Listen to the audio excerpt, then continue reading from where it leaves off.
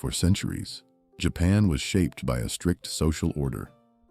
Power was held not only by emperors, but by warrior leaders and the men who served them. In towns and mountain domains across the country, the samurai enforced law, collected taxes, and fought wars in the name of their lords. This system was built on loyalty, tradition, and the belief that Japan could remain unchanged. But in the mid-1800s, the outside world began pushing in. New technology, foreign powers, and modern warfare were about to transform Japan faster than anyone could control. And when the old world collided with the new, the samurai would fight one last time. In 1877, Japan experienced the final armed uprising of the samurai class. It was known as the Satsuma Rebellion. It took place in southern Japan on the island of Kyushu, and it marked the end of a social order that had shaped Japan for more than 7 centuries. The rebellion lasted from January 29th to September 24th, 1877. This was not the fall of a single army. It was the end of an entire way of life.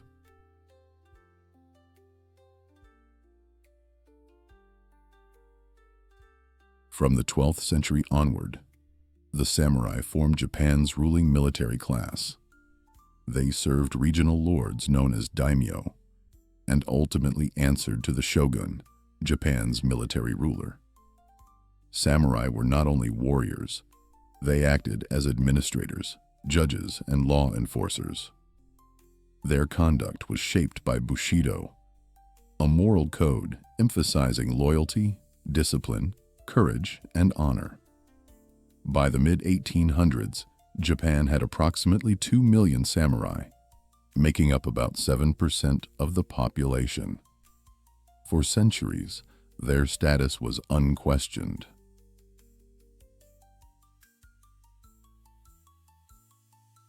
For generations, Japan remained largely isolated from the outside world. That changed rapidly in the mid-19th century, as Western powers forced trade and diplomatic access. The result was a political revolution. In 1868, the Meiji Restoration overthrew the old feudal system and restored power to the emperor. The Meiji Restoration was the moment Japan ended centuries of shogun-led rule and began rebuilding the country into a modern, centralized nation-state.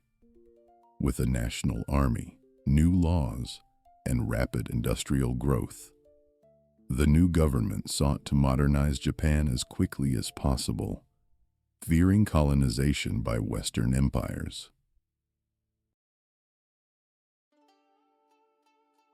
The reforms were sweeping and disruptive. Feudal domains were abolished. Samurai stipends were removed. A national conscript army replaced the old warrior class. Firearms replaced katanas. And in 1876, carrying swords in public was officially banned. For many samurai, this meant the loss of income, status, and purpose. Some adapted to civilian life. Others could not accept the disappearance of everything they had been raised to serve. At the center of the coming conflict was Saigō Takamori. Saigo was born in 1828 in Kagoshima, the capital of Satsuma Domain in southern Japan. He rose to prominence as a samurai and political leader, and became one of the key figures behind the Meiji Restoration of 1868, which ended shogunate rule and rebuilt Japan under a modern central government. However, after the Restoration, Saigo grew increasingly disillusioned with how quickly the new leadership was dismantling the samurai class and its traditions. By the mid-1870s, tension in Satsuma was rising.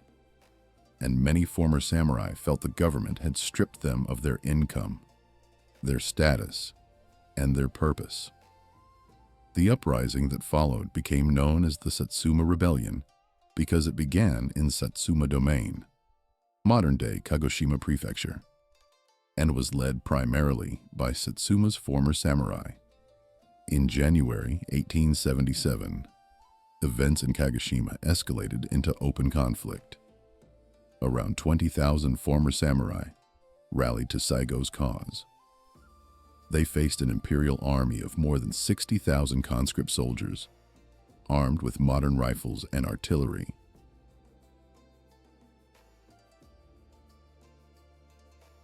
The rebellion lasted 7 months. In February 1877, the fighting moved toward one of the most important strongholds in Kyushu, Kumamoto Castle. Kumamoto Castle was a major imperial government fortress, and capturing it would have given Saigo's forces a powerful base, supplies, and control over movement in the region.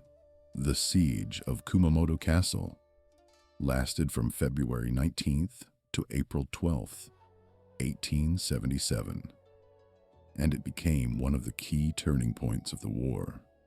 Saigo's forces attempted to surround and overwhelm the defenders, but the castle held out behind strong fortifications. As the siege dragged on, the imperial government gained time to bring in reinforcements, rifles, ammunition, and fresh troops. By April 1877, the siege was broken and Saigo's army was forced to withdraw, turning the conflict into a long retreat under constant pressure. Although the samurai achieved early successes, they were steadily worn down by superior numbers, logistics, and firepower. By September 1877, Saigo's force had been reduced to fewer than 400 men.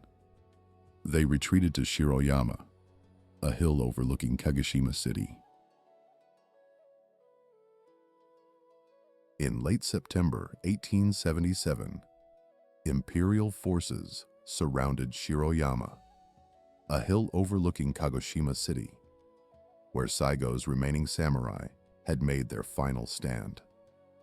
By this point, Saigo's force had been reduced to fewer than 400 men, while the imperial army had overwhelming numbers, modern rifles, and artillery, an unrelenting force.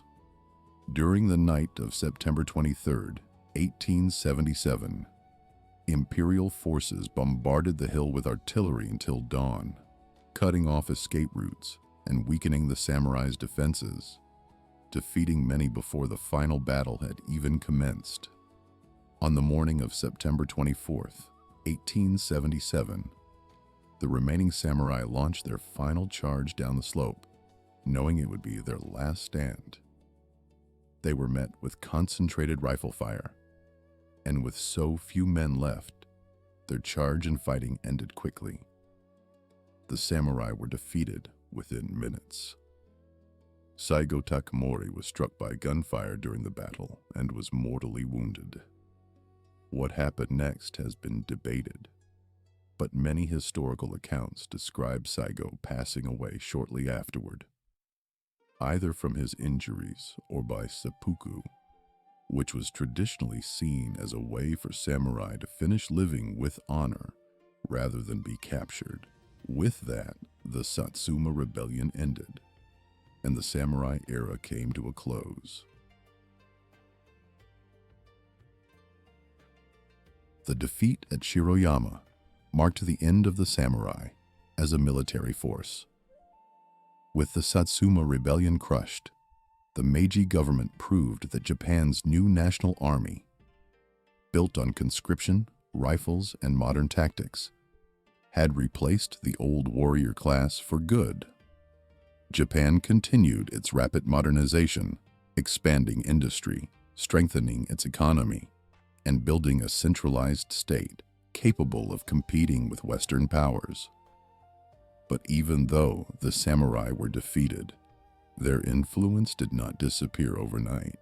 Many former samurai went on to become teachers, civil servants, police officers, and army officers in the new Japan, carrying parts of their values into modern institutions.